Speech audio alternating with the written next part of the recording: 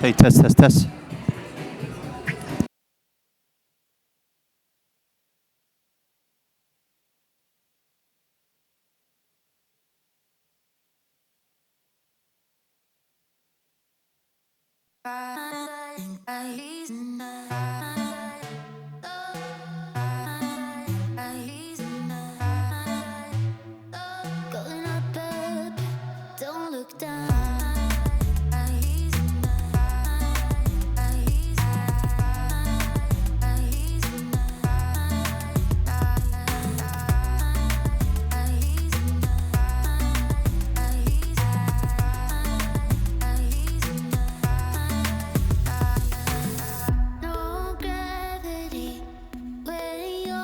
All right, everyone, please start finding your seats. We're going to get started in 5 minutes.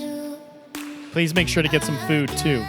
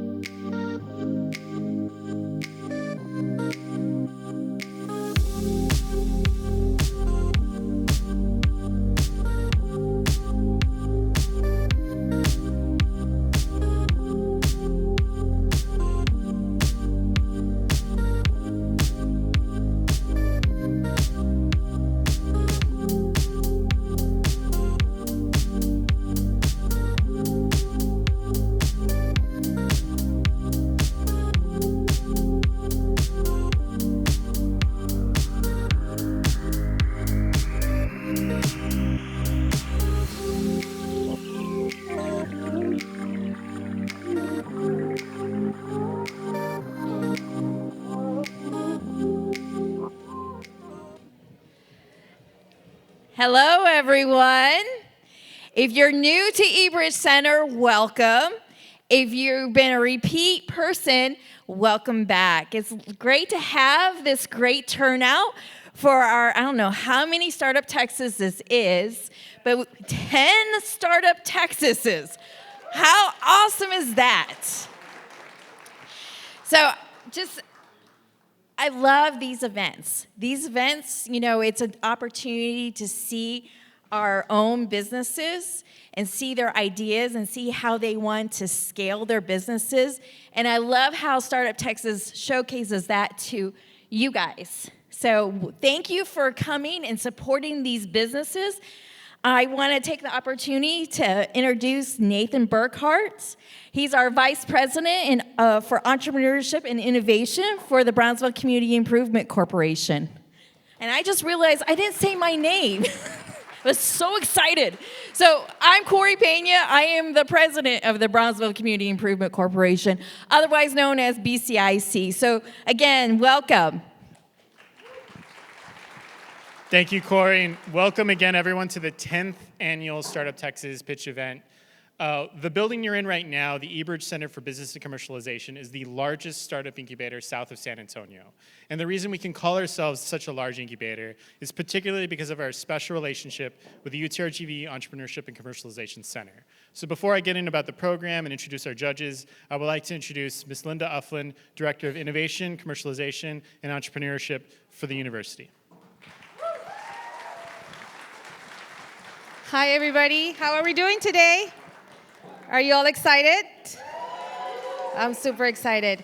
Let me just tell you that this has been such a long journey for these entrepreneurs.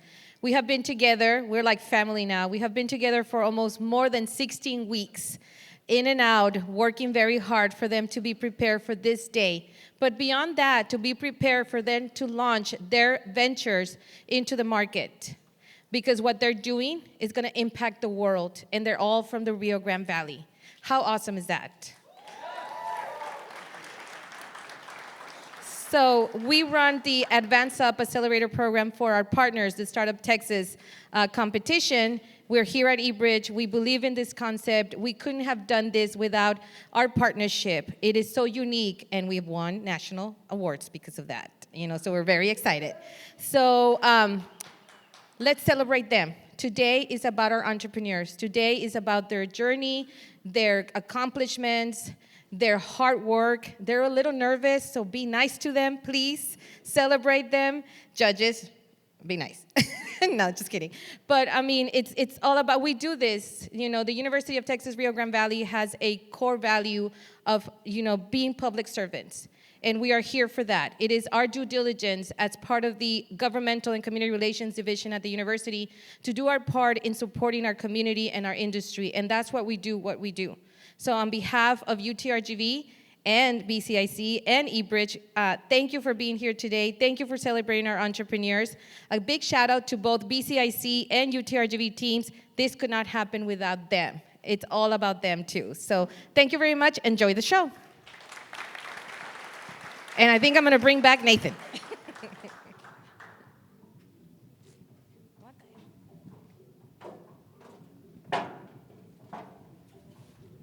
Thank you so much, Linda. And thank you again for everyone here present tonight. Startup Texas was dreamed up in 2019 when two entrepreneurs came to us and told us a story about how they were getting funding to be offered funding to relocate to downtown Los Angeles with an EDC out there to move their manufacturing supplies. But they really wanted to stay within Brownsville. And we decided that we would create a program. Sorry, the audio's a little weird now. We decided that we would create a program that would not only invest in those in our backyard, but also make sure that we can have them scale their ventures here locally.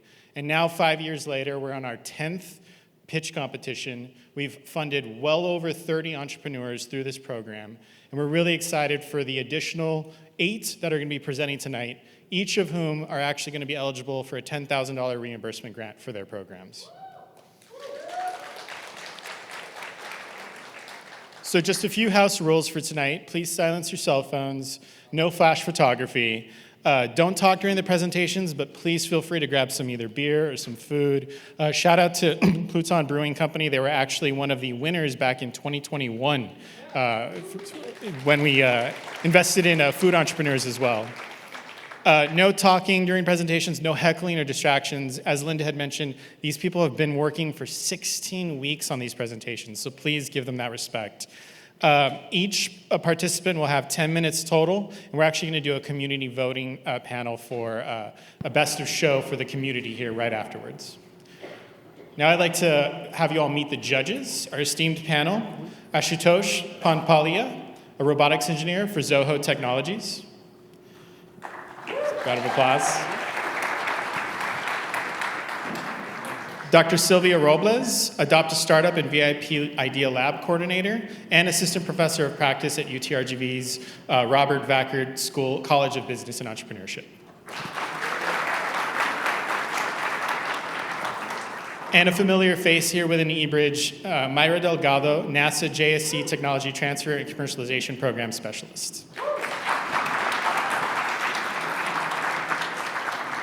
We'll bring this slide back up, but just remember we will be voting, so stick around to the very end to vote for your favorite participant at the end. So coming up, our first presenter is our very own resident and entrepreneur, a serial entrepreneur really, is Steve Perez of Fastport LLC. Steve is here all the time at the eBridge Center. You'll see him here. He's a great asset, lots of synergy with our entrepreneurs. Glad to have him participate.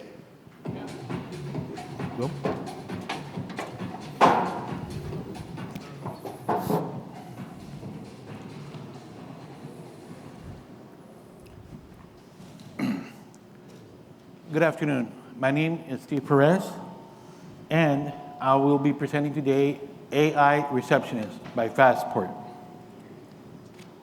So, every business has this problem. 12 o'clock, during lunchtime, especially on Fridays, 5 p.m., etc., they get a surge of calls. So they will miss calls. This is a real problem. And the customers that call get frustrated. I call this guy and it's busy, and then I call the next guy and I can't get nobody. So both are frustrated from both ends. It is a real problem. They're missing calls. They're not able to communicate. And if somehow they do get through, they're on hold. And nobody likes to stay on hold. We hate it. We get frustrated. We hang up. So guess what? The business loses revenue and the customer loses services. So the solution is AI Receptionist. We plan to solve this. First of all, the AI will pick up all the calls. No more busies. No more holds. You can talk to it. You can make questions and answers. It will qualify you. And the data will be written to your workflow or your CRM. It also has other propositions and valuable insights. For example, it doesn't have to work overtime or during the weekends. And like I said, it can handle multiple calls at the same time. Boom, 100 calls in 1 minute. You can't, no human can do that. We can't do that. You can't drive 2 cars at the same time. And it can grow, it can scale. So if you have a lot of calls or a lot of orders that come in certain seasonal peak times, you can handle it. So you can compress it or condense it. And also, it doesn't sound tired, especially during 5 p.m. or et cetera. It also can talk multiple languages, English, Spanish, German. Yes, it has that capacity. So that's how we can solve it. The way it works in the minimal product is you ring, and it never rings busy. This is Steve from Fastport. It can record your voice. We can replicate your voice. So it will sound friendly. They have to sound like somebody from another state. So it'll sound very friendly. Again, you can have your own Q&As or your questions or specific information like what's the price? And yes, the robot can say the price. The AI can do it. You can qualify that, and all that information can go into your system and update it. And don't forget about follow-ups. How does that work? The bookings. You get a booking, you finally get it on Thursday at 4 p.m., and guess what? We're humans, we forget. So the AI can call at 3 o'clock to remind you, so your bookings go up, your revenue goes up. That is the minimal viable product. The total addressable market is $14 billion. But we hope to get 1% of this in the serviceable, obtainable market by being able to integrate this. We do have 3 packages on the business model. Our basic starter package is $99 for 150 minutes. There's email support. But if you want to upgrade to the next one, it gives you the Pro, it gives you more minutes, but it also gives you more support. And then we also have the enterprise model, which allows you to expand, get more phone support, more tech support, and more integration support. That's for the enterprise model. Our team comprises myself as general manager, and Geraldine as our digital resources, also with Jesse and marketing, and we do have some technical support and advisors that will help us make this even better. Our timeline, we are catching traction. We got some accounts coming in November, but we hope to be in 30 accounts by next year and doubling that for the next year, especially on the enterprise side of things. Our competitors, yes, we do have competitors, okay? But we're trying to make it turnkey, trying to make it easy, low price, flexible. We don't want to make it hard. You want to go hard, go with Twilio, be a coder, figure it out. You will not get AI receptionists through them.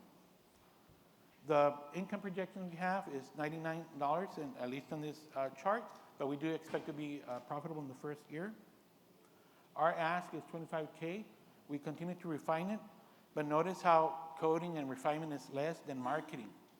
But the refinement is to make it better, record the voice, tweak it, make it friendly and tone, and make it your own. That's the AI. On the marketing, obviously, you got to make the outreach. You got to let people know you exist. If not, they don't call. Well, call. Make it work for you. Play around with it. It won't ring busy. You can leave an appointment. You can leave a meeting. You can talk to it for 3 minutes if you want to. And guess what? It'll call you back next week. So be careful with it. Thank you.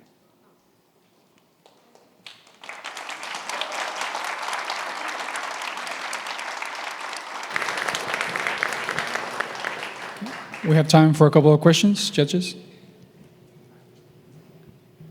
Hi, great presentation. What is your target market? What size company are you looking to capture? Well, small companies, by the way, the definition of a small company, according to the federal government, is 500 employees or less. That's a lot of small companies. Thank you. And follow-up question, what is the pricing of hiring humans to do this job at a company that size compared to your product? Well, when you hire a receptionist, you got to keep them for 8 hours, and you only make 100 calls during the lunch. You can cover that maybe $30. So it's very low price. Thank you. Hi, Steve. I, Good to see you again. What is the uniqueness? What makes you unique compared with all these competitors out there offering the same thing that you are offering? well, we're trying to make it turnkey, right? Because there are competitors, they say, hey, pay me this, and you work it, you make it work, right? So you got to be like a coder and a troubleshooter, and we're trying to make it turnkey. So that way, if you order today, we got you going in less than 2 hours. And what is the social, economic, and environmental impact of your solution? Well, you're no longer spending gas going to work. So there's benefits. Thank you. Hi, Steve. Right? How do you tackle the competition with the CRM softwares who are like already developing their own AI models? You mentioned you would be integrating AI with their CRM to make it more efficient, but a lot of these CRM companies have their own AI doing all of this. How do you like tackle that? Well, due to AI in year 2025 and coming into 2026, and you can integrate through workflows, backend APIs. There's ways to connect. If this was 15 years ago, no. But today, yes. You can connect with other workflows, other connectivities, other tools, so that way they're not typing, right? What's the use of having an AI receptionist if you got to hire a human to type it? Makes no sense, right? So we're trying to integrate that, so that way the AI collects the information, typical name, email, phone number, and date. Date is hard. Next Thursday. It's got to think, right? That's where the AI is thinking for us. And then it's got to send alerts and bookings and all the nice stuff. But you sometimes want it in your own little CRM or your own little Google Sheets or whatever the business owner wants to start with. You know, start here and then upgrade later.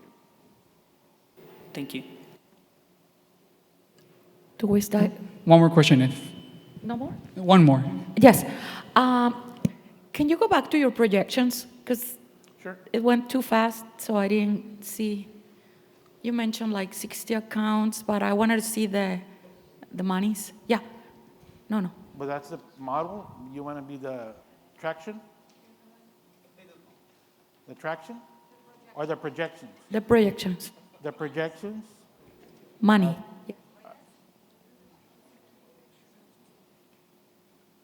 It's very profitable because AI is not expensive. Thank you. Thank you so much, Steve. Big round of applause for Steve.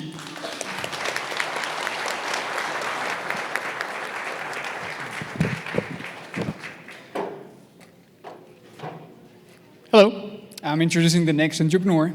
We're getting the mic off Steve and putting on the next entrepreneur, but she is not a stranger to that practice because I just learned before this that she was an extra at the movie In the Heights with Lin-Manuel Miranda. So big round of applause for the next person on stage. She's not only an entrepreneur, she's also an artist. And her name is Erika Mazzola, and her project is Noah's Ark, LLC. So big round of applause.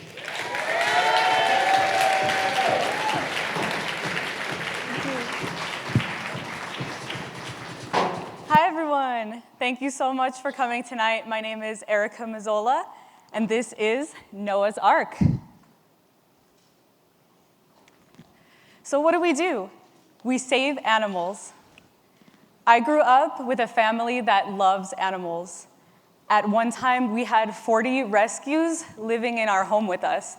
And this was definitely overwhelming at times, even though we loved them all, but it felt impossible to find anyone to help adopt these animals or to find their potential owners. This is not a very unique situation. Last year in the United States alone, 1.7 million pets went missing from their homes, and almost half of them never made it back to their families. This is why we've created Noah's Ark Pet Rescue, a mobile app designed to find animals their homes. So how does it work? Well, when you download the Noah's Ark app, you create a profile for each of your pets, and they're automatically issued their own QR code. You can print this out and attach it to your pet's collar. That way, if your pet ever gets loose and anyone with a mobile device scans this QR code, you will be instantly notified via text message of your pet's exact location, and you will be connected with the person who found your pet.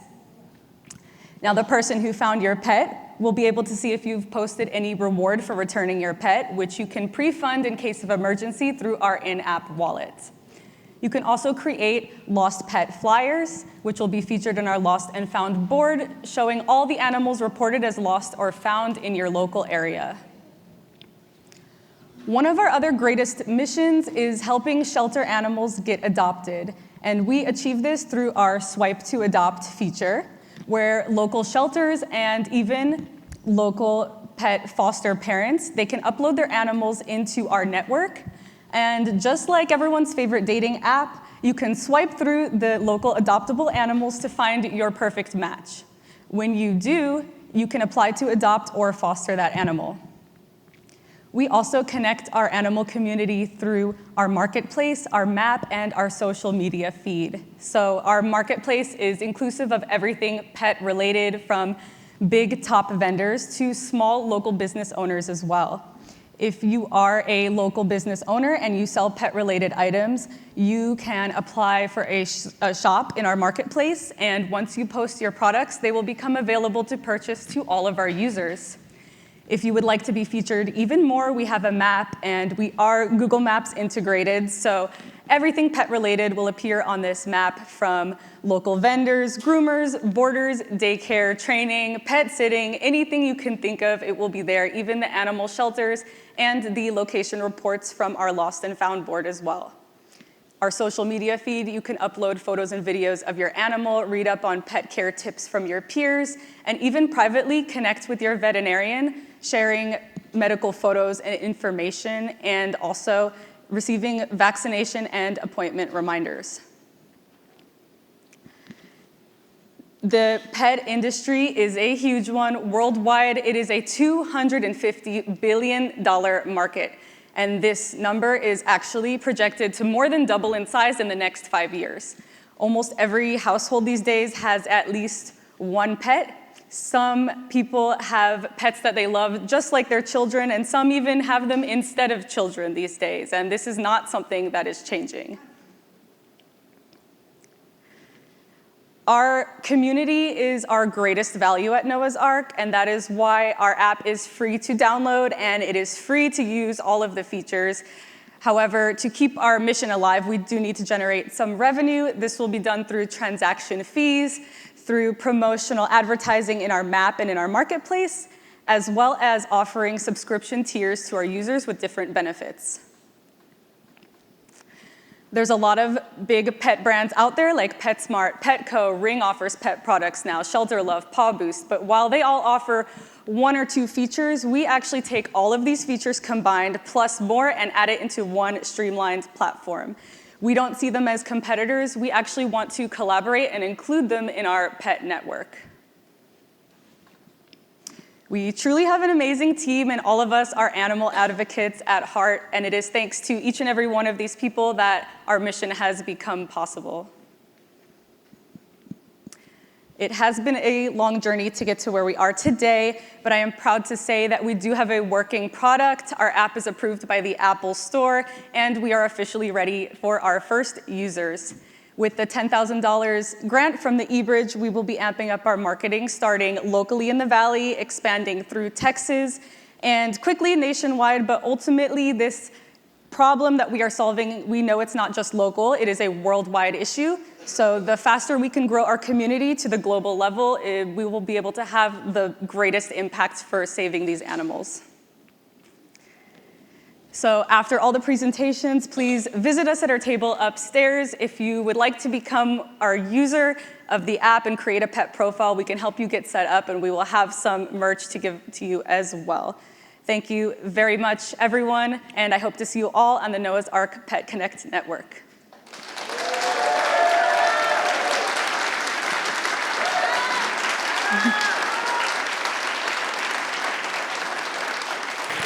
We have 4 minutes for questions. Judges? Hi, great presentation. Thank you. How do you plan to keep the users engaged when they are not in like an emergency? Most of these is like when the pet is lost or they want to get someone in shelter. How do you try to engage your users in other cases? Well, we actually have, we added a lot of gamification to our app. So every time you complete different things like filling out your pet profile or finding a pet for the first time from someone else, you get points, you get rewards that you can redeem in our shop or for different things, badges in the app, and there's a lot of different incentives for completing different things in our app. Yeah, thank you. Great answer. Mm-hmm. Thank you. Great storytelling. Thank you so much. Thank you. I would like to ask, how many customers are you targeting as your target market? Well, the first target market is going to be the pet owners locally in the Valley and in Texas, but our users include not just the pet owners, but the shelters will be our users, the vendors, the veterinarians, basically everyone pet related. So we have different approaches for different groups, but I would say definitely the shelters and the pet owners are our first target audience. And what will be your projected return on investment or your projected sales for the next 3 years? Well, I guess that number just depends on how we are going to expand. Right now, our goal is mostly just to grow the community, and the money will follow because it's going to be through the transaction fees and the added marketing and subscriptions through our app. So first, we just want to build that community to get the users, and that will follow. Thank you. Hi, great presentation, Erika. Thank you. I had a question. I know you talked about the competitive landscape, that you want to collaborate with them. Have you talked to anybody? How likely is that to happen? Have you explored that at all? Well, personally, I haven't reached out to those big name brands just yet, but since they are all a pet-related brand, we do plan to add them to our map as well. So like, you would be able to see PetSmart, Petco there, and eventually we would like to also offer their services and goods in our store as well. But we are right now collaborating with Pet Goods, which is a big local feed store, and they're gonna be our first supplier in our shop. So we do have some connections and with groomers as well. Awesome, thank you. I have another question. So I know you did a trial with friends and family. I'm just curious, like what kind of feedback came back from that trial? Oh yeah, the feedback has definitely been positive. We do have a few users right now that have been in beta testing, and they've been uploading the photos and testing all the features. And today we're going to be able to open it up to all of you and expand that community. But so far, it's all been very positive. Thank you. Thank you so much. Can I ask one last question? Okay. You mentioned that this is only for Apple. When are you planning to include Android? Because there are a lot of market. That's right. And That's what I said. mention- How many, because of the restriction already of only being for Apple users? Thank you for reminding me. I did mean to mention that. So we are actually releasing for Android very soon. It's in the near future, as well as other features like pet transportation. There's a lot of stuff coming very soon. But Android users will be able to use our app as well. Thank you so much. Thank you. I wanted to know about your marketing plan. Are you going to have a web page, or how are you planning to get to those pet lovers?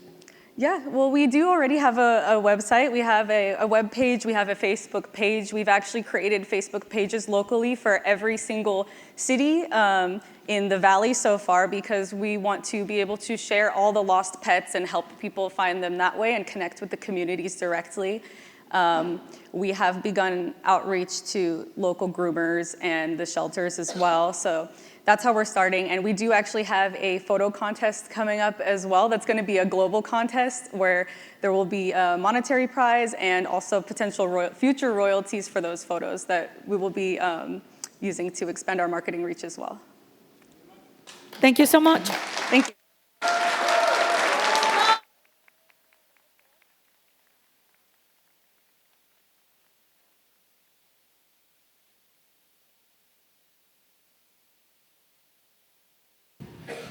All right, everyone, 2 down, 6 more companies to go. For those of you that are just arriving or those of you that are turning on online, this is our 10th annual Startup Texas Pitch event in collaboration with the BCIC, UTRGV, Greater Brownsville Incentives Corporation. We're very excited to be in this 10th year of competitions. And our next presenters presenting Dot. They're actually an avid runner, and like so many of the entrepreneurs here within the eBridge Center, they're working on a second app, like a serial entrepreneur would, of a running app, which is pretty cool. But representing Dot is Francisco Orta.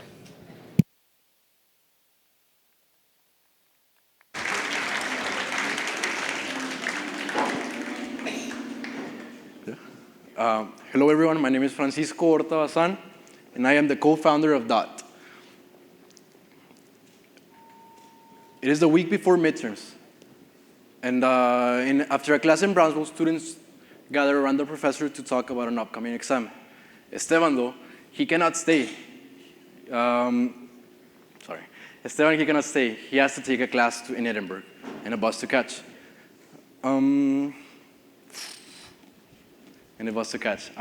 Instead of talking with the students, he spends over 30 minutes outside, waiting in the sun, wondering if he should stay or if he should leave. Stay or leave. Stay or leave. Okay, let me introduce you the company. Campus shuttle systems across the nations are outdated, unreliable, and disconnected. At UTRGV, the shuttles are untracked. Over half of the shuttles rely on outdated GPS hardware systems, while the rest, they don't even have this hardware as they are not university property. The current app also goes unused. Over 80% of the students say they rarely or never open the app. One major reason is its outdated and confusing interface. This problem is not unique to UTRGV. Across the nation, many universities sign contracts with companies like Ride Systems, which simply check off a box, not solve a problem. When a bus is late, a student is forced to wait outside, often in extreme temperatures, wondering if he should stay or if he should leave. This is lost time they could have spent studying or simply staying safe indoors. Students are used to Uber-level tracking systems, but these systems, they feel decades behind, resulting in lost time, stress, and low engagement. The solution? A dual app platform that connects campus shuttle drivers and students in real time, eliminating costly hardware dependency while delivering an Uber-level user experience. But why now? The timing is actually crucial. Right now, we're thinking of UTRGV as our step number 1. And UTRGV is the fastest growing university in Texas, with the enrollment expected to exceed 40,000 students by 2032. By 2032, UTRGV's locations are also expected to go from Port Isabel all the way to Rio Grande City. But this is just not something local. This US college enrollment is actually up 4.5% in 2024. So more students equals to more pressure on campus transportation, making tools like ours more urgent than ever. Let me introduce you to DOT, a real-time shuttle tracking platform that works on any smartphone. No hardware required and no confusing dashboards. For students, we have filtered routes, live bus locations, and delay alerts. On the driver's side, we provide them an Uber driver level experience where they can simply go online and swipe to notify students of departures and arrivals. The market size. We start big with the global market for student and employee transportation. This market is worth tens of billions of dollars and projected to keep growing. Then we go to more to the center, is school and university transportation software, also expected to keep growing. But what we care about the most is the campus shuttle applications in North America market. This market is worth over $400 million, and it's expected to more than double by 2033. The key part here is that even a small slice of this market can deliver more than $10 million in ARR for DOT in 3 to 5 years. The team. We are a team of experienced software engineers. I myself am an independent app developer, while my friends and partners have developed software for some of the biggest companies, like Apple and Pinterest. We're launching in 3 phases. Phase 1 is that it's a free app store launch, free of university ties, where students and drivers can use the app independently.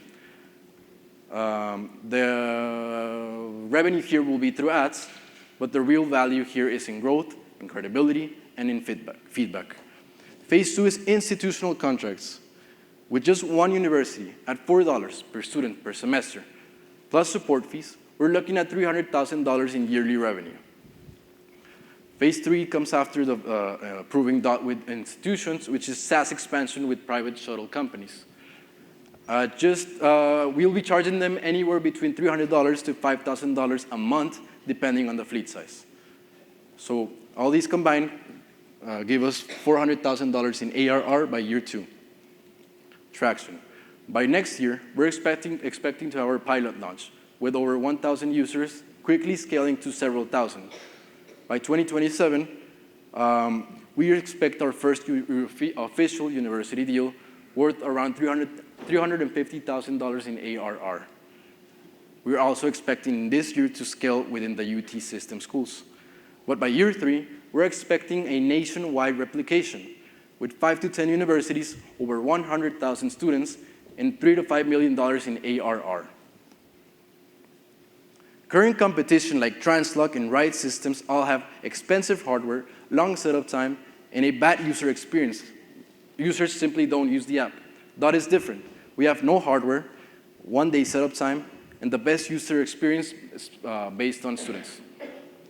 We're asking for $75,000 to support only phase 1, but we are conscious that the $10,000 won from the grant today are the push that we need to complete this phase.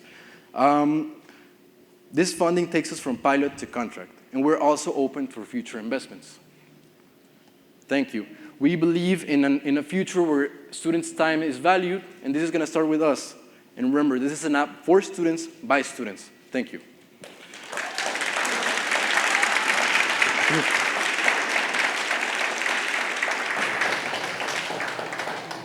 We have 3 minutes for questions.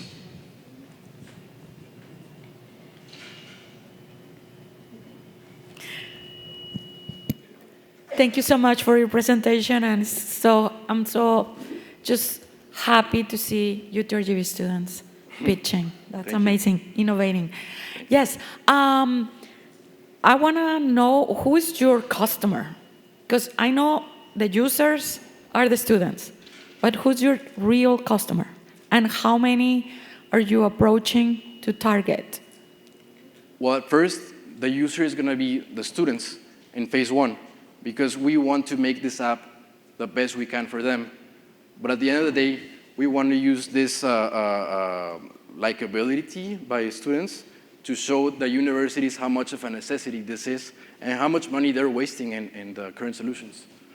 So at first, it's the students and then the universities. So you're targeting the students and you're charging them $2? No. This is based on the how much they pay a semester. It's going to be included. So that's how it works right now. Current contracts are based. This is going to go in their bill. Yeah, it's through the university. So your customer is the university? Sí. Very nice. Okay, I'll get another round. Hey, Francisco, great job. Thank you. I was a student at UTRGV, and I know what you mean about the shuttles. Nice. So I'm happy somebody's working on that. Have you looked into what it takes to get a pilot program set up at the university here?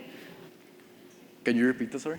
Have you looked into what it takes to get a pilot program set up at the university? We have a lot of contacts with the university transportation, actually. My partner is the one who knows more about this, but we know that there is a need and that they are looking for better solutions. They actually just switched a contract with another company, but as students, we know that this is the same thing as before, because what we offer is a different solution, it's a different perspective. They rely, as I said, they rely on hardware. We don't rely on hardware. We want to communicate the drivers with the students directly. So it's 100% of the shuttles tracked, but we know that there's an interest. Last question. Hi, great presentation. I saw that you mentioned a figure of $75,000 for seed money. What's that cash burn specifically for? And how long do you think would it last you before raising another round, or would it become profitable by that time? Well, we're thinking that the first phase is going to be very expensive, at least, because what we really care about the most is traction. So we're going to be serving to over 1,000 users or several thousand, and we're going to be having to pay for cloud services, for a lot of stuff, which are going to be very expensive. But we know that $75,000 for 1 year, it might be realistic until we reach our first university contract. Yeah. So you plan that it would become profitable, or you would start generating revenue enough to sustain yourself after the first year? Can you repeat that, sorry? After the 75,000 is burned out, do you think your revenue would be enough to sustain your goals? I think so, yeah. And I really hope so. But what I really care more about is the traction. I want to get the attention of universities. If not this one, we'll get the next one. It's fine. Thank you so much. Give a round of applause for Francisco.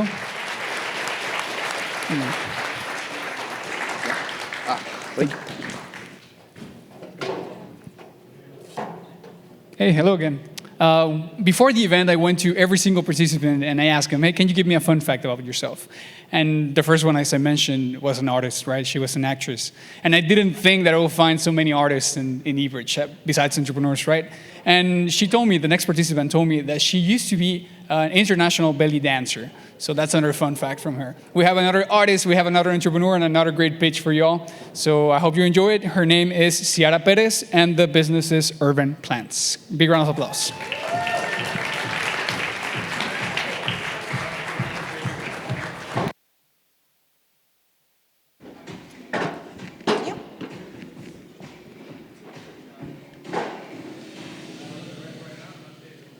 Good evening, I'm Ciara Perez, and it is my honor to share urban plants with you today. Imagine that you had a busy, tiring day. You get home, you open the fridge, and all you see are wilted greens, days-old leftovers, nothing fresh, nothing you want to eat. Well, for billions, this is not imagination, this is reality. And Urban Plants was born to change that reality. Fresh food is expensive, many people don't have access to it, and our soils are rapidly depleting. Current solutions are expensive, messy, and just can't support all households. So we asked, what if growing food could be simple, sustainable, and accessible for everyone, everywhere? This took us to NASA. NASA created a porous tube system to deliver nutrients and water in space. No pumps, no electricity, and even without gravity. We've adopted that into a modular plug-and-grow design.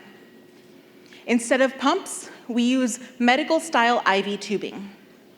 We have terracotta and loofah design that is a perfect scaffold for all roots to grow. The result is 50% less water than hydroponics, no electricity, and a system that can grow food anywhere.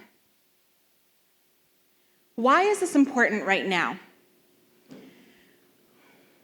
The world is facing challenges. Changing climate, growing populations, water scarcity, urban deserts, food deserts. And also, along with that, NASA is projecting that astronauts on Mars will need 2 pounds of fresh food every single day. Current solutions just cannot meet those demands, but we can. At no electricity and half the water of hydroponics, we created a system that allows food to be grown in apartments, in disaster zones, and even off-world. So let me introduce you to what makes our system unique. This is the Botany Biogenerator. It's not just one product, it's an ecosystem with Botany freeze-dried microbes, worm tea, terracotta, loofah-infused terracotta cylinders, and full-wall vertical biogenerators. This system supplies food reliably anywhere. And the market is already ready for it. We work within the $10 billion global hydroponics market, which grows at 10 to 15% annually. We are reaching 0.5% of our US market, and that is valued at $50 to $75 million. Our first customers, busy professionals and families aged 25 to 40 who are already supplying funds into sustainability and wellness. So how do we reach that market? First with consumables, worm tea and microbes. Then we scale to vertical biogenerators with subscriptions to nutrients, to IV nutrients and microbes, and also loofah pods for new sprouts. We're not the only ones in this field, but our system is simpler, easier, and sustainable.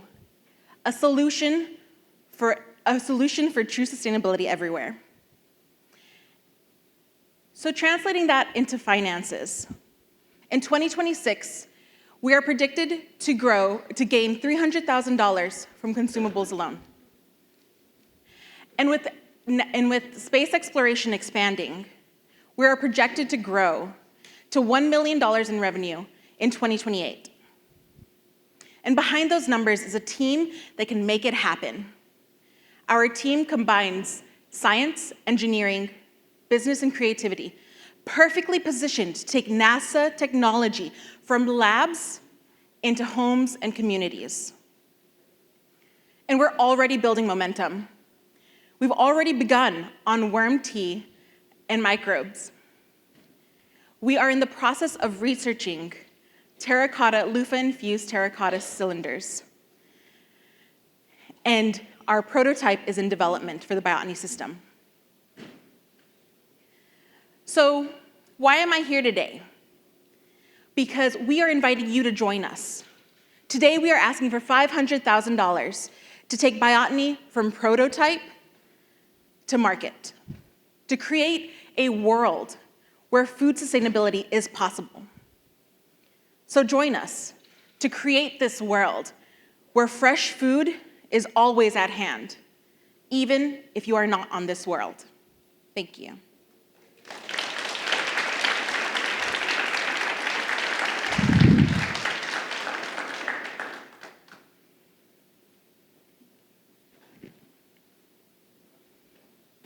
Hi, great presentation. How about we talk about the top product that you are targeting?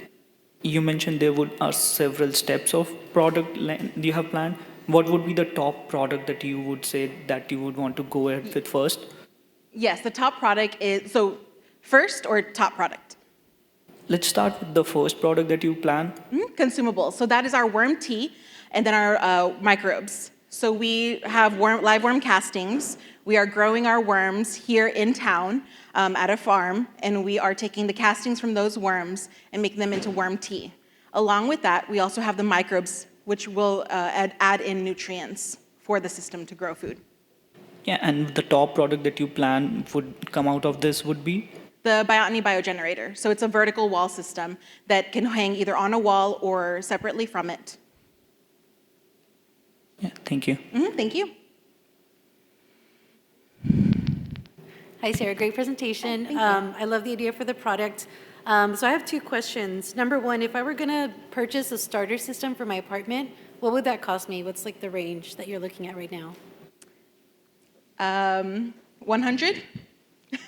That is a question more for our business side of the team, but I believe that it is sustainable. It is something that is affordable. Our goal is to have it be affordable for all homes.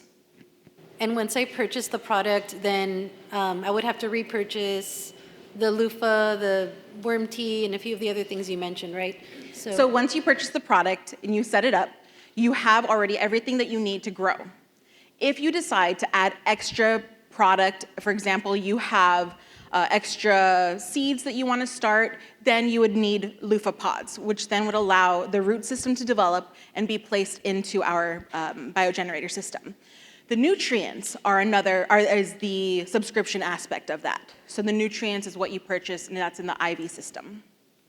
Thank you. And then my final question, do you guys already have a license from NASA for the technology you're using? Yes, we do. Awesome. Thank you.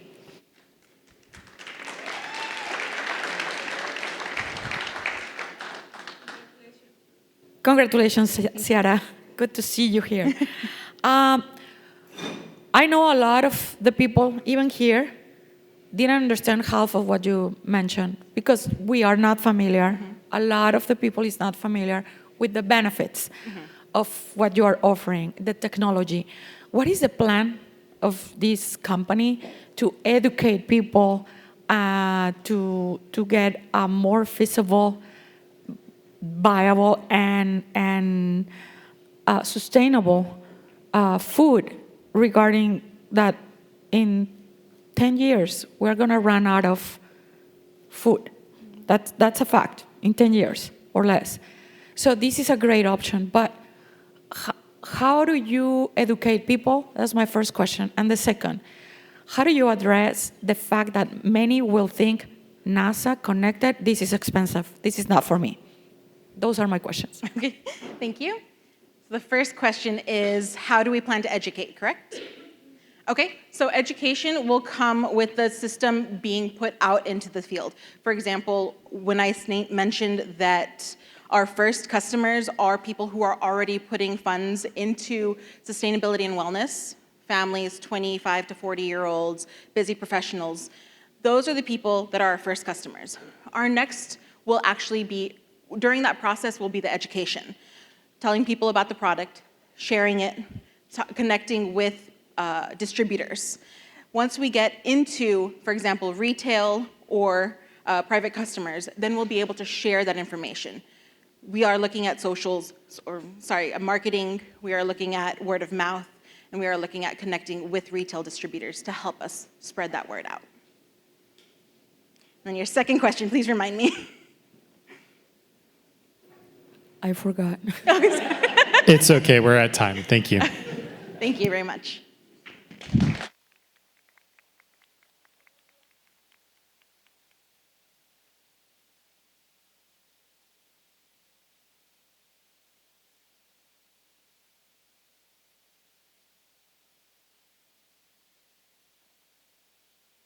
All right, everyone, we're halfway through. Just 4 more companies to present. As I had mentioned earlier, this is a startup incubator, so everyone here really tries again. This upcoming entrepreneur has tried 5 different times to develop the prototype that they now have. So, representing Chariot 360, Rigoberto Lozano.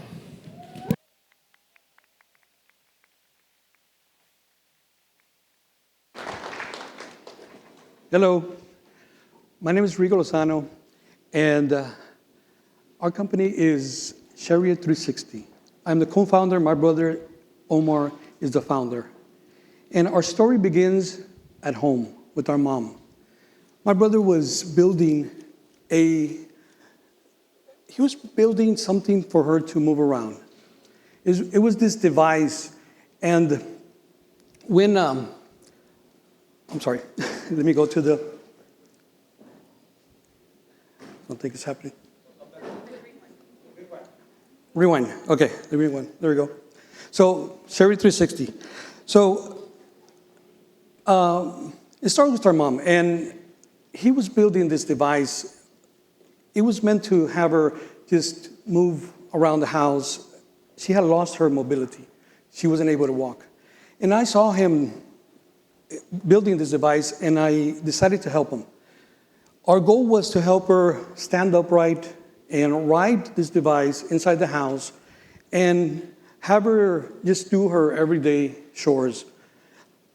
As we were building it, other individuals came around and they had more advanced disabilities than her. So we continued to build it. As we were building it, we went out to different businesses to get feedback. And as we were getting feedback, something unexpected happened. One of these business owners asked us if they could use this device in their workplace. And we realized right there that this device was not only for people who had disability, but these people could walk perfectly, and they wanted to use this device. So right there and then, that's when our new idea was born, which is the Chariot 360. We found that the employees spend a lot of money in people walking. 30 to 51% is spent in this walk time. People just move around. And the solutions out there are not as practical. There hasn't been a solution, or there hasn't been a solution to this walk time that people are spending. We came up with the Chariot 360, and we cater it to these businesses that needed to move around within their premises and move around more efficiency. And at the same time, reduce the fatigue that they had. You can use this product either sitting down, standing up, indoors or outdoors, and carry people or cargo. It has speeds up to 20 miles an hour for security, but the key here is that only 8 miles an hour, you quadruple the speed that people walk. Now, the market is huge. $100 billion globally is spent on mobility vehicles.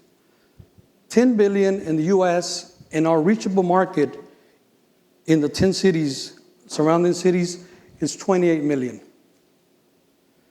We have multiple sources of streams of income. But when we did a comparison, Chariot earned 5 stars across the board in every category compared to these other vehicles that are out there. They're just not filling that gap. In our growth projection, with 800 units, would earn us a return of $4.6 million.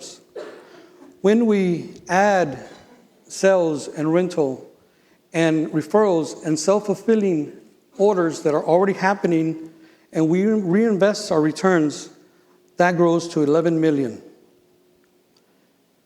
We're here to save time and money. My brother Omar, he has built high-performance cars. He's an expert at this. He's done it for 30 years. He's the founder and the inventor.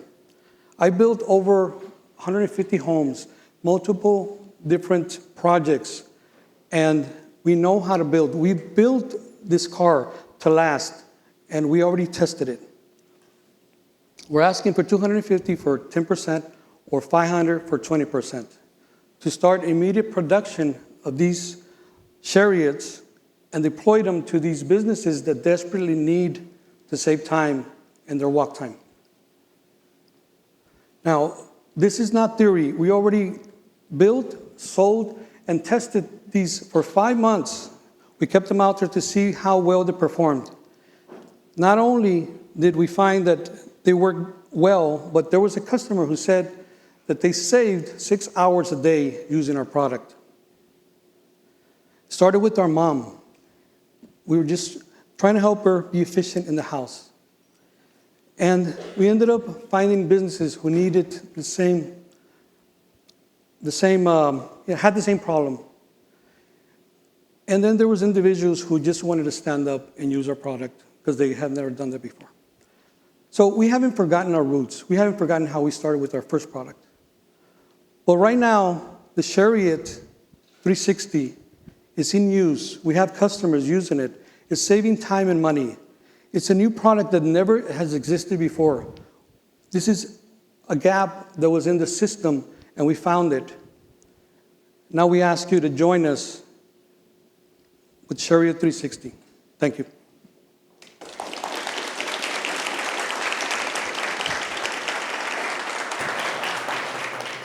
Four minutes for questions. Rigo, thank you for your pitch. Awesome product, awesome idea.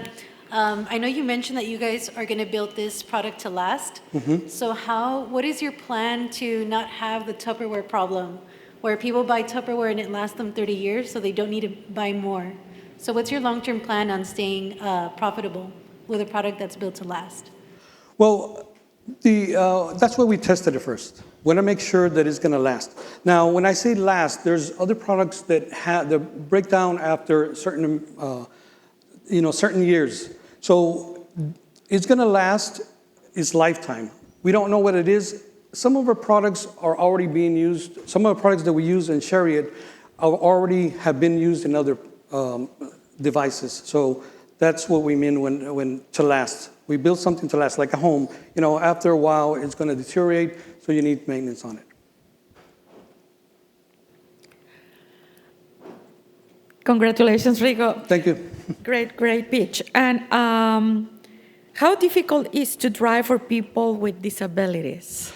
It is not difficult at all. Now, it depends on your disability. If you have arthritis or have, you can't move your hands, then it becomes difficult. But if you have walking problems, you can use this. You can use it to move around. It has low speeds that you can go really slow, like 2 miles an hour, or it can also be used for like a police officer who's going to travel 30 miles an hour. We can regulate it. Okay, and my question is, another question is, have you reached out to the health industry? Is this Chariot 360 covered by the insurance?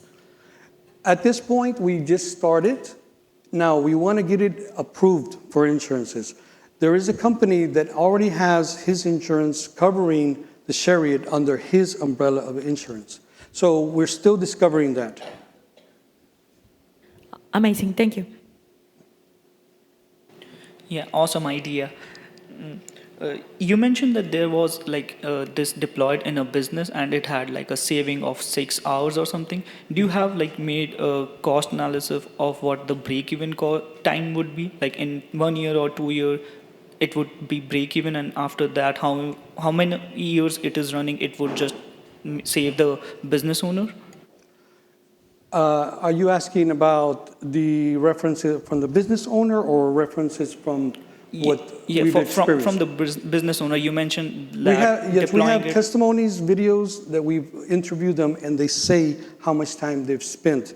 And then we have trackers. In some cases, they allow us to track it, and we monitor how many miles they run during the day. And right now, they're running about 8 miles a day in some cases, just on one shift. Okay, and do you know what would be the per unit cost right now, or is it still under development phase? The production cost? Yes, The price. I'm sorry. Yes, we do have the production cost. Now it varies because we are modifying and we're getting our products not in bulk, we're getting them like individually. So it is going to change, but we do have that number. Thank you so much. We're out of time. All right. Big round of applause. Thank you.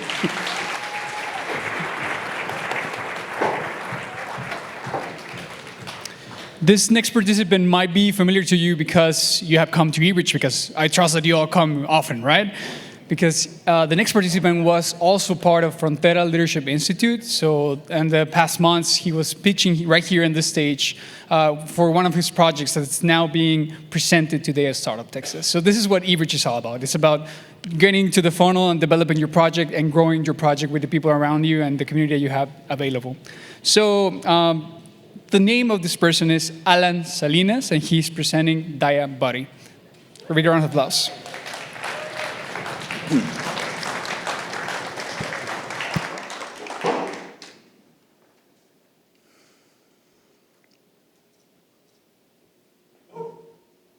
Good evening.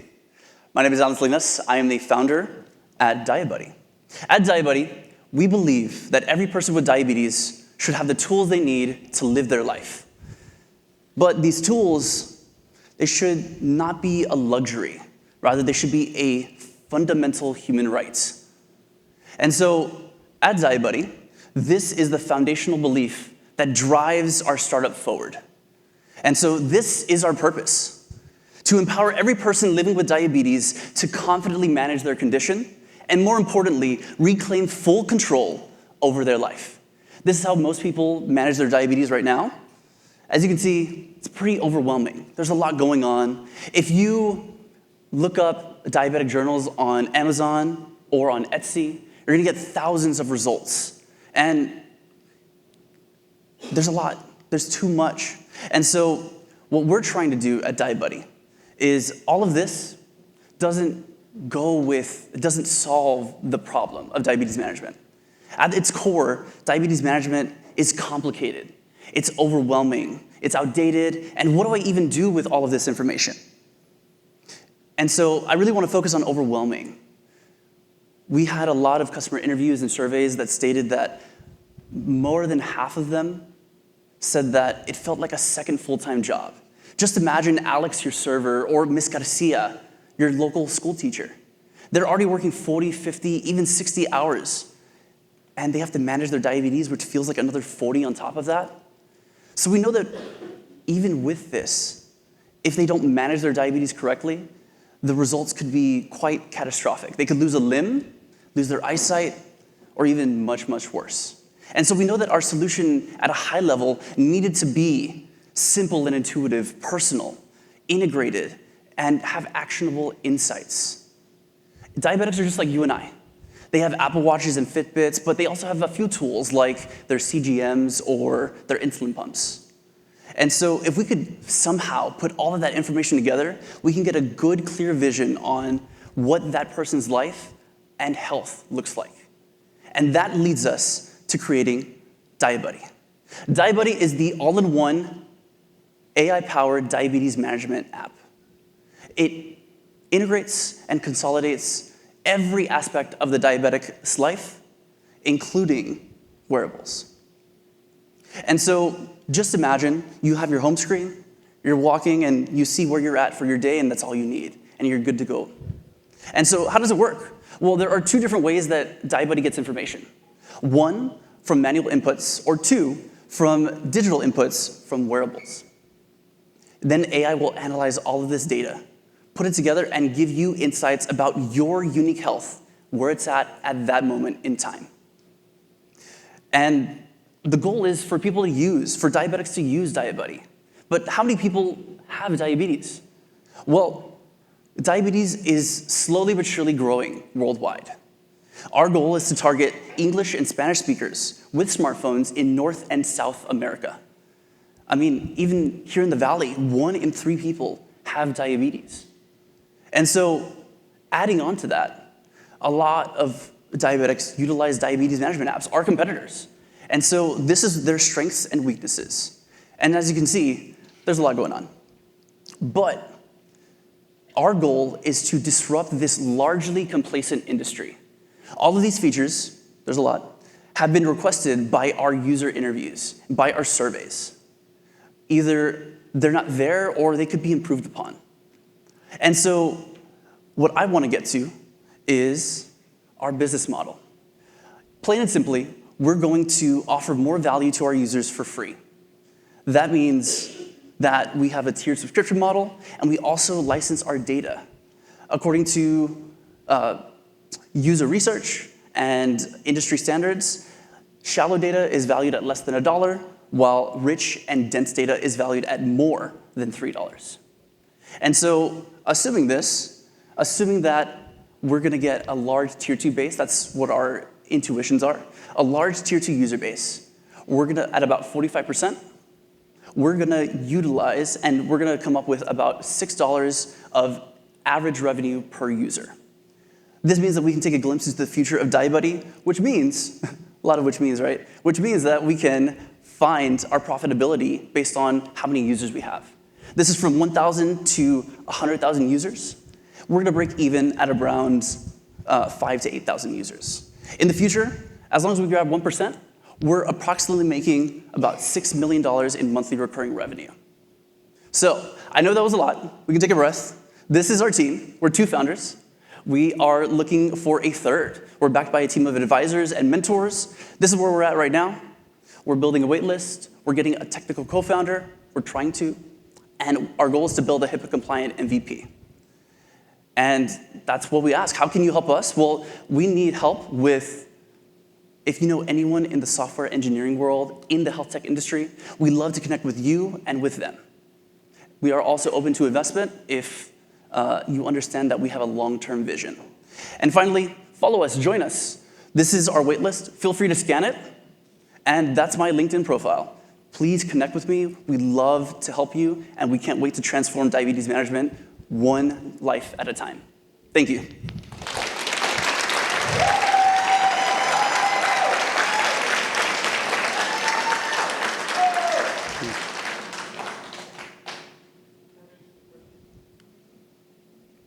Hello.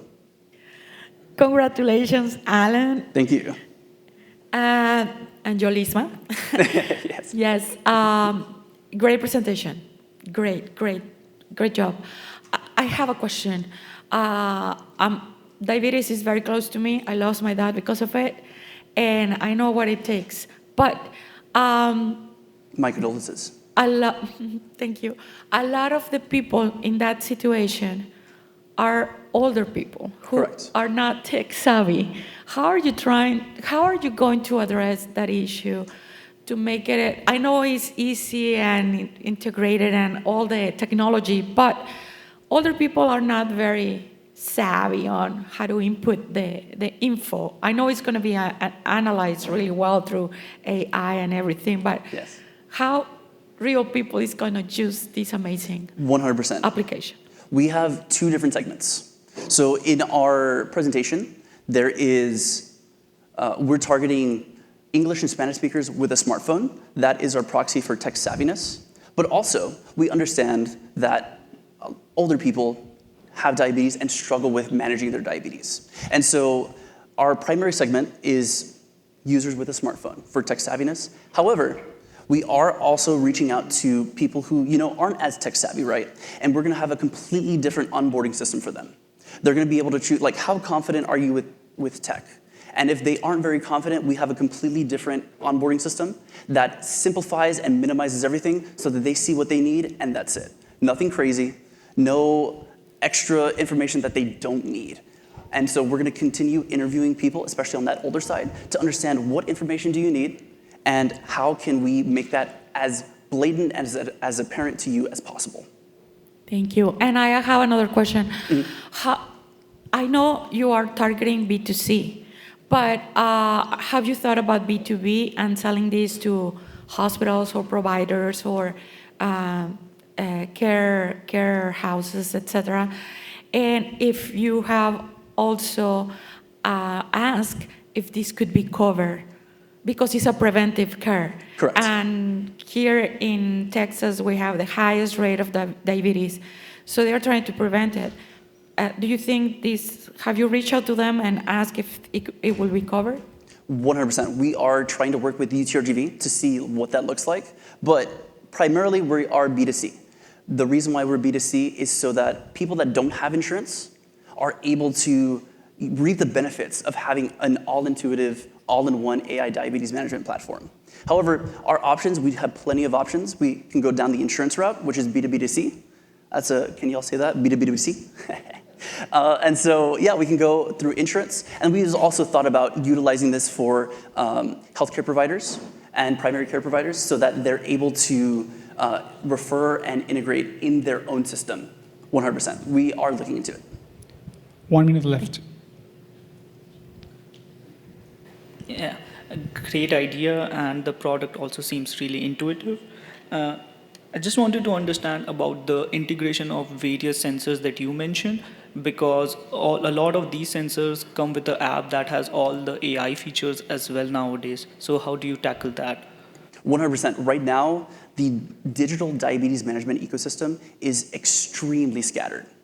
And so the goal for us is people that are already digitally online or digitally on their phones, the goal is for them to not to have so many different apps. It's to integrate all of that. Typically, Apple Health and Samsung Fit and all these different apps, they have an API that we can utilize and consolidate all of that information into one.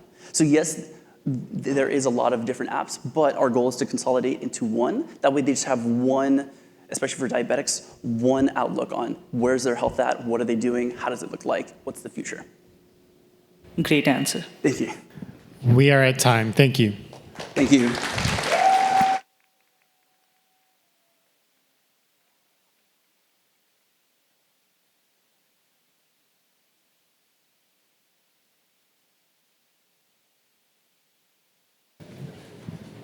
All right, everyone, just 2 more companies left.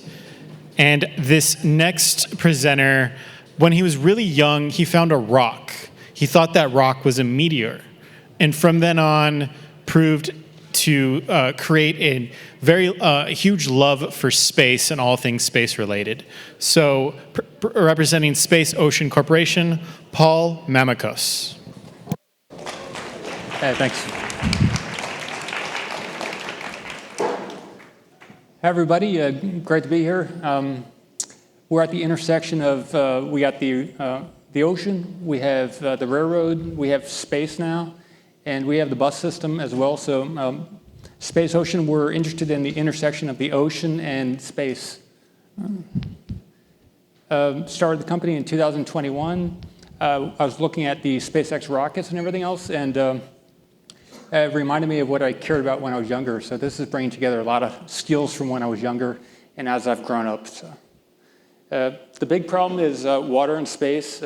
Resupplying some of the space stations, they do it by hand.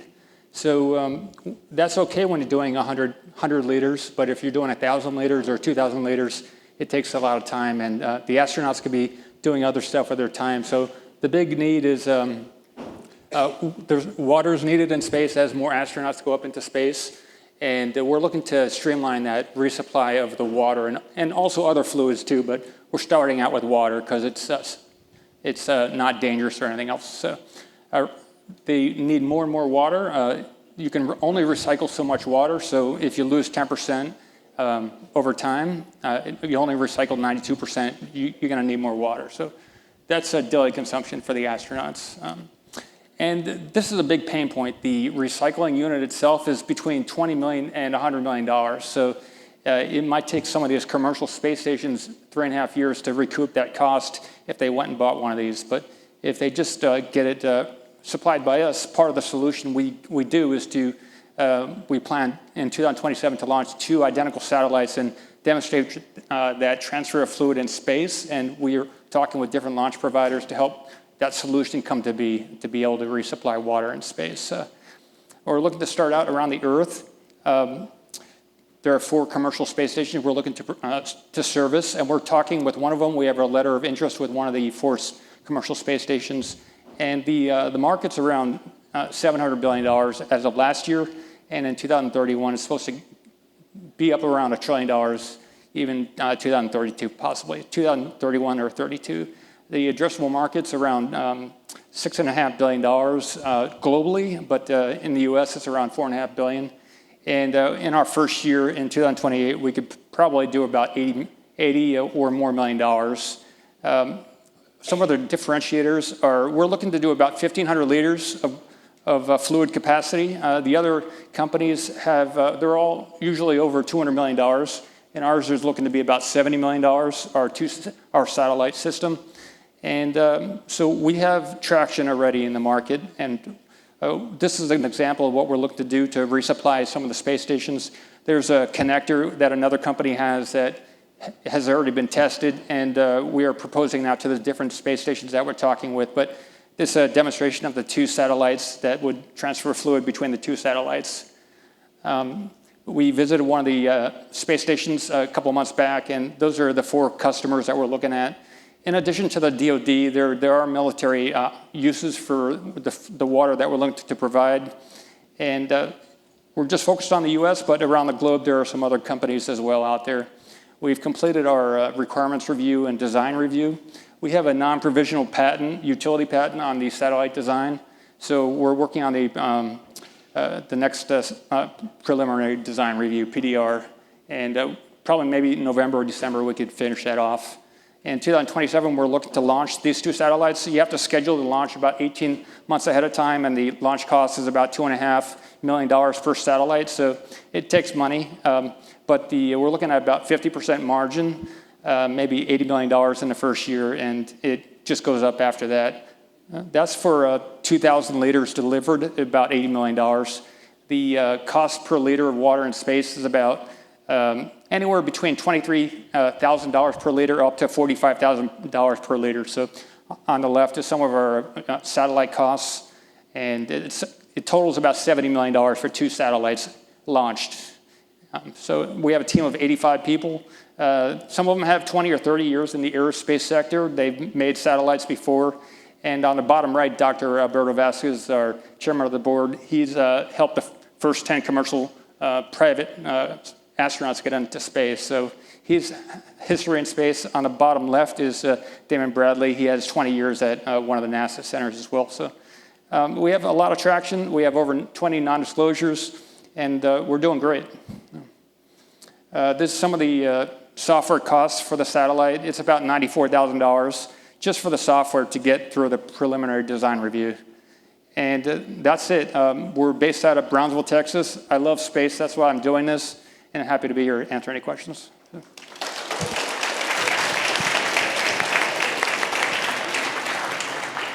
This time we have 5 minutes for questions. Hi, Paul. Thank you for your pitch. Cool idea. Water is definitely important in space.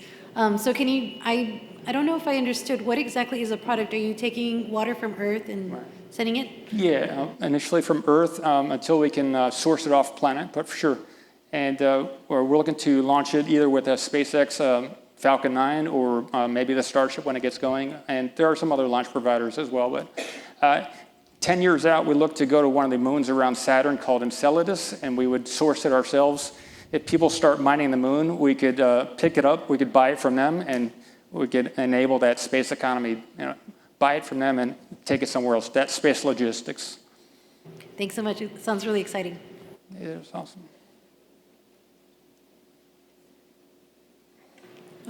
Hi, like really futuristic idea.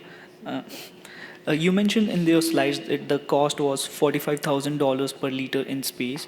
With the technology that you are developing, how much do you plan to bring it down to? It would probably be about that. To the International Space Station, it's $23,000 per liter, and that's because of all the subsidies to those companies to enable that space station development and everything. So it's hundreds of millions of dollars on top of that $23,000 per liter.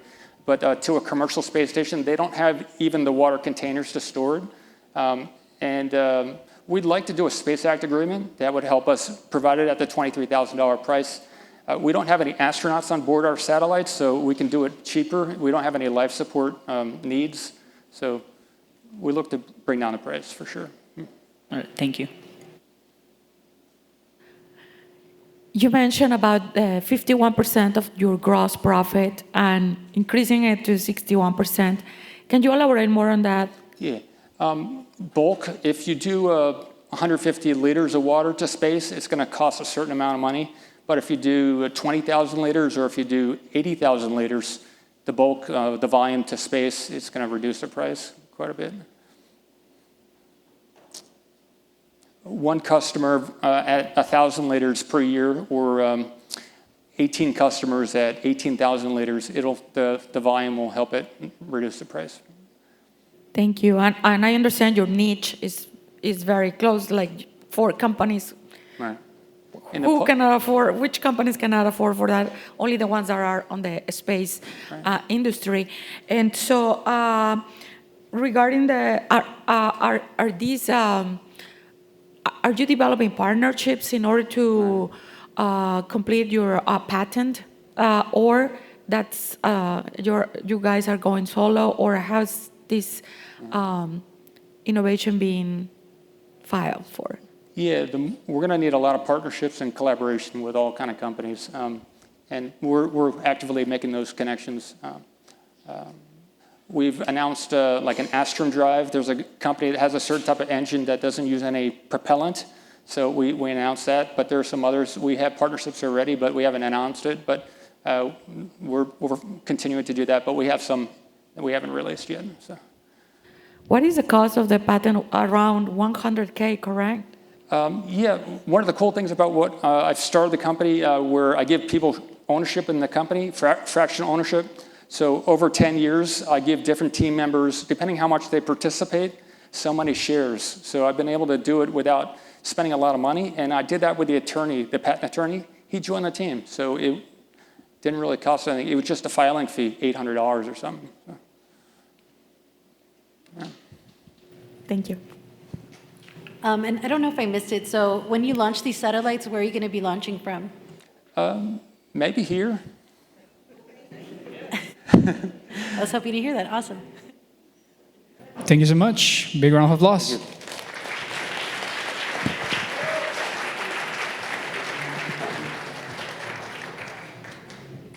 Okay, last presenter of the evening, and this is not a fun fact about him, it's actually a fun fact about me. The next presenter is my neighbor, or was my neighbor in Matamoros, and this is the first time in my life that I can say, te conocí cuando estás así chiquito. Like, this is the first time I'm 31 years old. So you can imagine how young this entrepreneur is. His name is Sebastian Melendez, and he has been an attendee of Startup Texas since years ago. So now he's on the stage, and I want you to give him a big round of applause. So, Sebastian, presenting Shape Cards. Thank you, Nelson. Hello, everyone. My name is Sebastian Melendez, and today I'm presenting Shape Cards. Think about the last event you attended. This one, right? You talked to a person from 15 to 20 minutes, and at the end, he gave you his business card.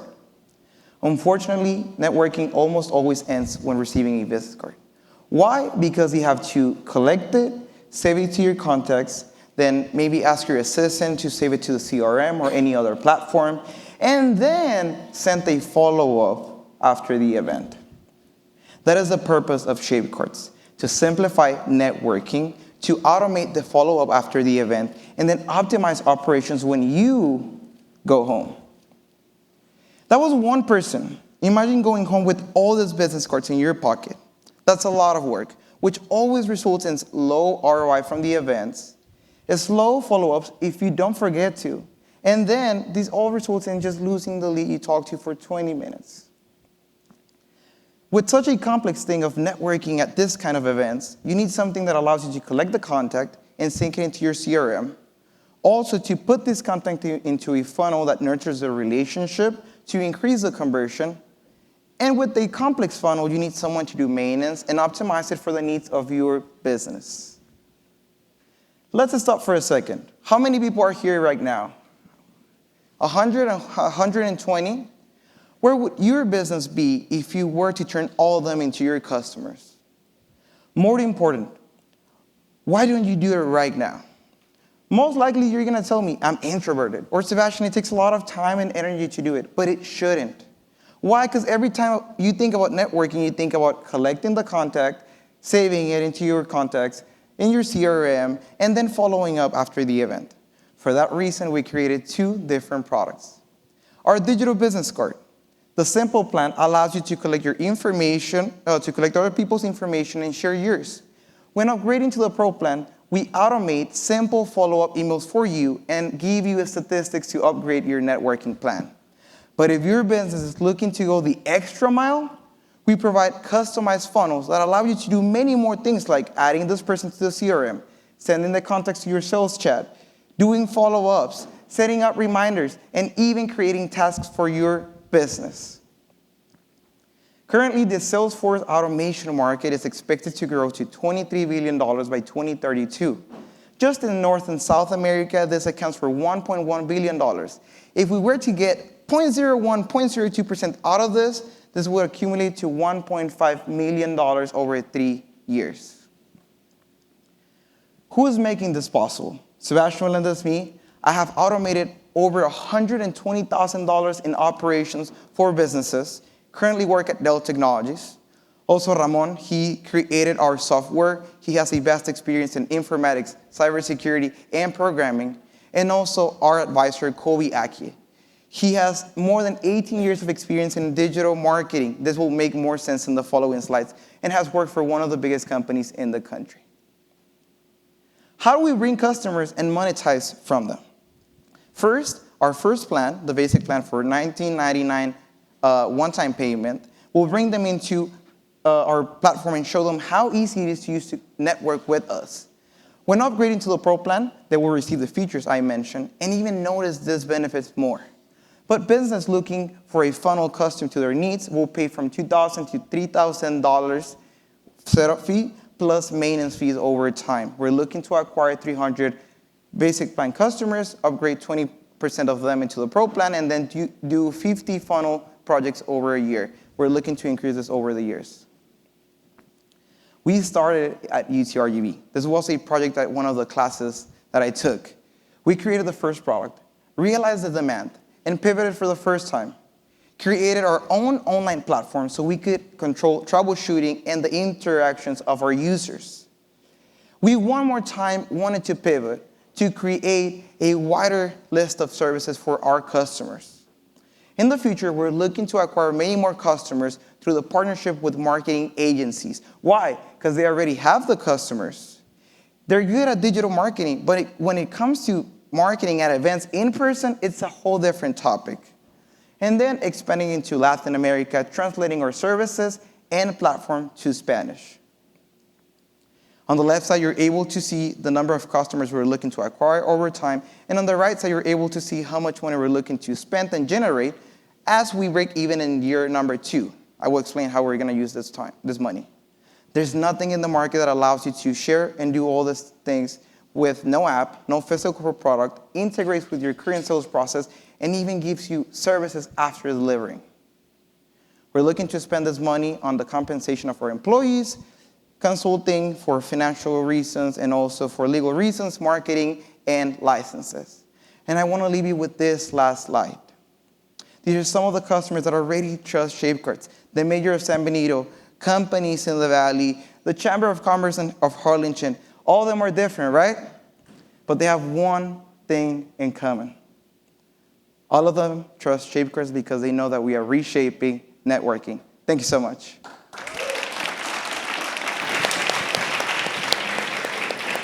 4 minutes for questions. Feel free to scan the QR code to connect.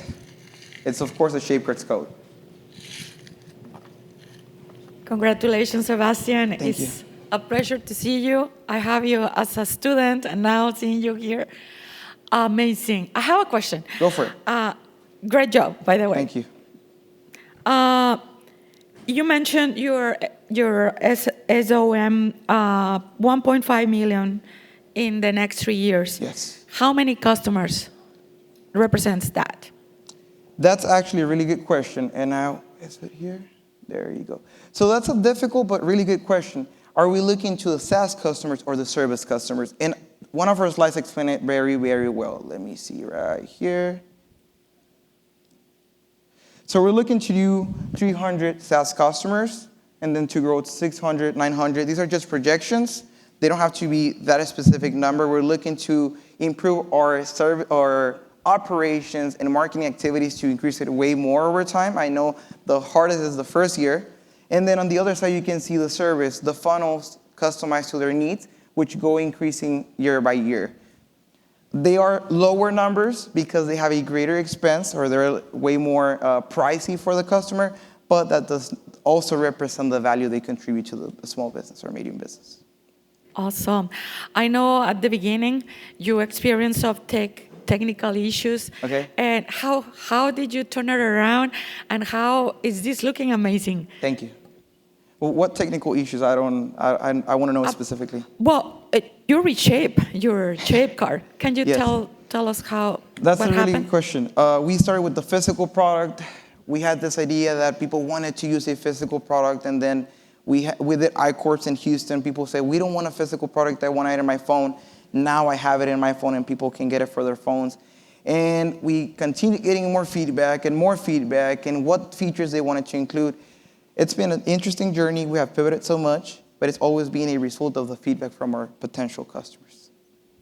Thank you. Great job. Hi, Sebastian. Great job. I want to know how many active users you have today and what's your goal for in 5 years? Currently, we have approximately 50 users. They came through the different stages. They're all now in the same platform that we have, shapecars.us. You can go right now. And this shows you how many users we would need to break even. But if you ask me, I would love to see hundreds, thousands of customers using our platform. At this point, there's no limit, right? I've seen this very useful, and Dr. Robles will know it, at sustainability conferences. People love them. Actually, people would come at me and say, can I get one too? Because I don't want to use paper cards anymore. So we're looking for the hundreds, thousands, even more than that if possible. Thank you. Thank you. Great idea. Thank you. What do you think would be the main differentiator between your product and the competitors, and how would you stop them from, or you move ahead and they not follow your ideas?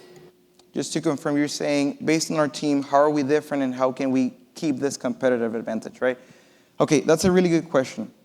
In the market, that's our team, right? In the market, there are multiple solutions, I'm not gonna lie. Nevertheless, all of them say, integrate your processes. None of them say, we help you do this integration. They tell you, yes, connect to Zapier, connect to this other platform, blah, blah, blah. But for this, and I know it because I've automated a lot of operations, you need someone that truly knows about the topic. And without someone, it's almost impossible. We have the knowledge. I have done low-code automations. My partner has done more code automations. And then over time, the strategic advantage here, or our plan, is to partner with all these marketing agencies. So with all these connections in the market, we don't have to fight for more people. They will come to us based on the benefits we offer.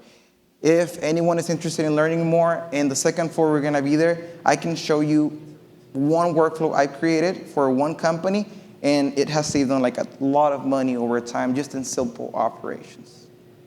And we are at time. Thank you. Woo!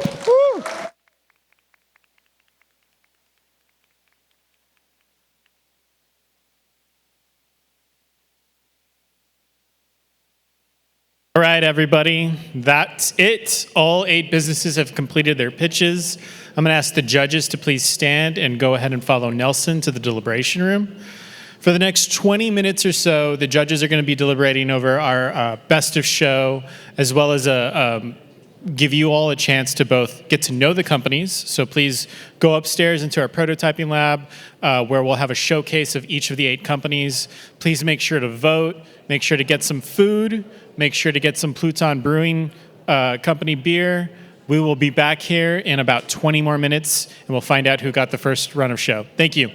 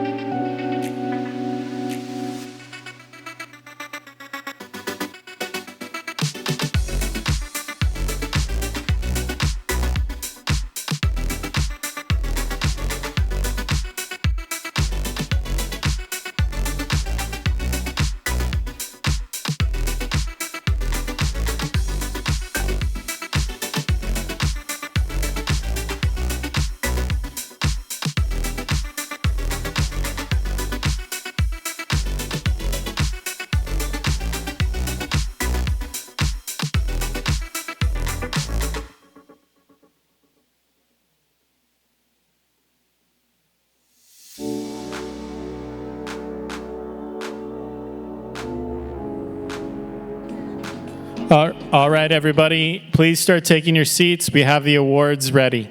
Thank you.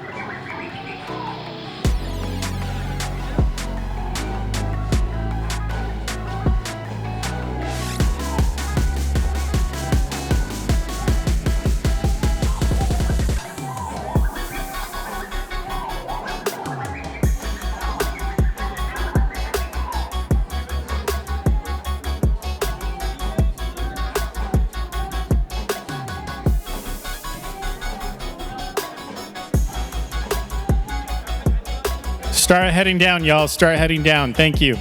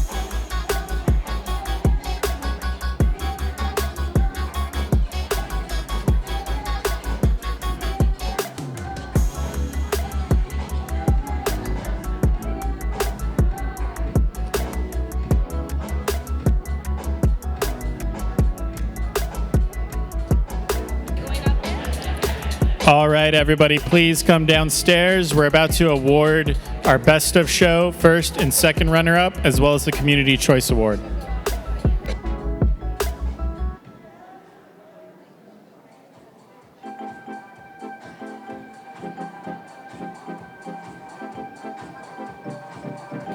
Hania and Samantha, can you please come to the front? Hania and Samantha.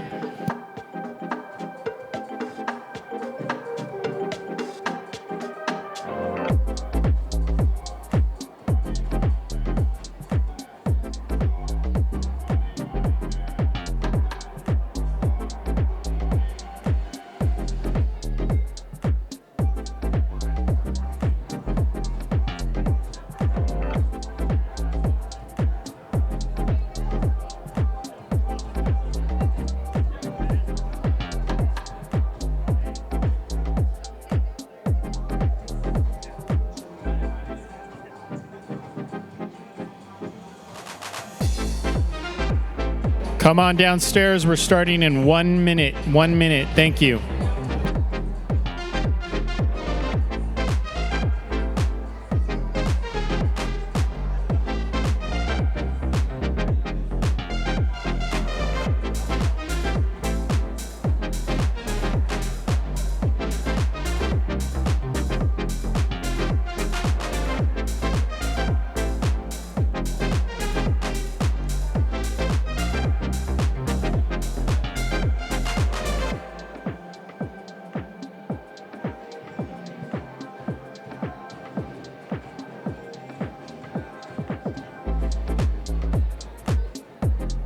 All right, everybody.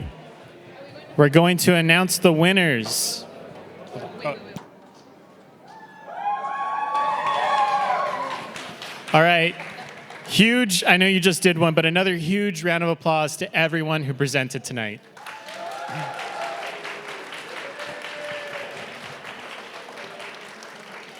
As we mentioned earlier, this is our 10th edition of Startup Texas.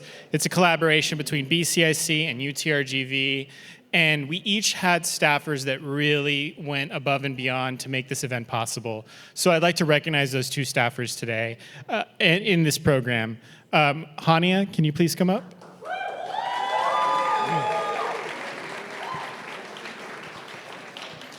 Hania was instrumental in making this possible. All of you all who pitched, I know you all know Hania a little too well now after the 15, 16 weeks. So thank you, Hania, for everything you've done.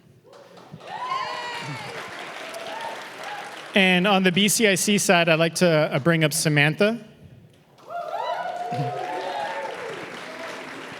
Samantha has also been instrumental in planning this whole thing. Normally, I have to take the reins. I've been out for the last 10 days, and Samantha really picked up the lead there. So thank you so much, Samantha.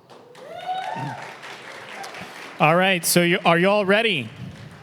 All right, can I get a drum roll, please? I'm gonna let our DJ get that up going too. All right, we're gonna start off with the Community Choice Award, and that goes to Noah's Ark.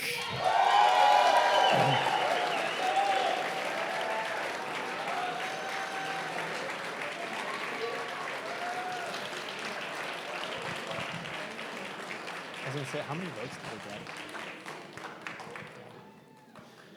Overwhelming amount of votes for Noah's Ark for Community Choice Award. Yeah?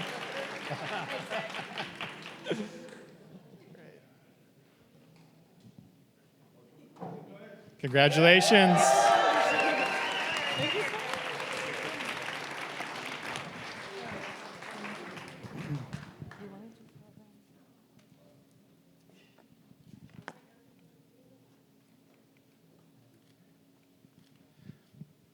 All right, thank you. Stay up here. We're going to be bringing everyone up. So our second runner-up is, drum roll. There you go. Shape cards.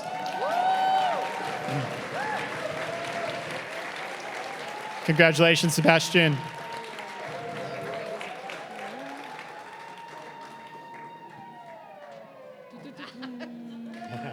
Congratulations. Yeah, sure.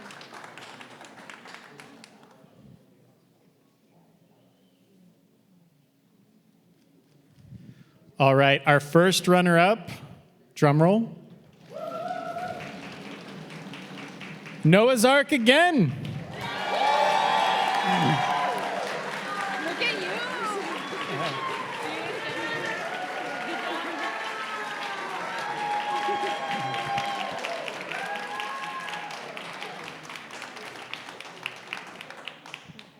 All right, and last but certainly not least, the best of show. Last final drum roll, please. Chariot 360.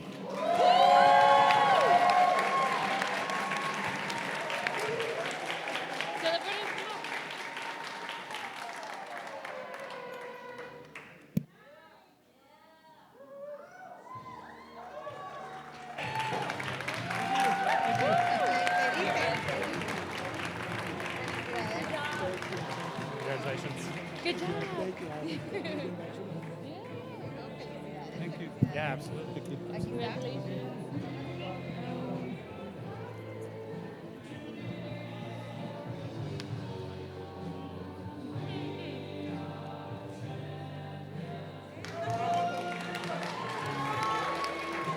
Now, can I get the other 5 companies to please come up?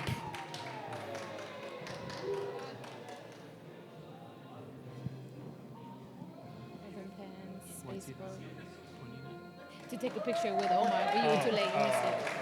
It's all right.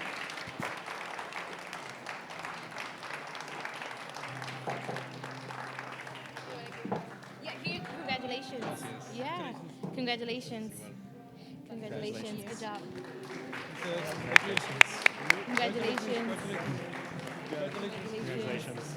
Congratulations. She has yours. What? She has yours.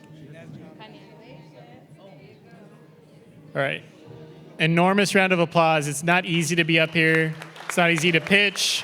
It's not easy to dedicate 4 months of your life to this program. And every single graduate has access to our Startup Texas Advancement Fund, up to $10,000 for their prototype. So congratulations, guys.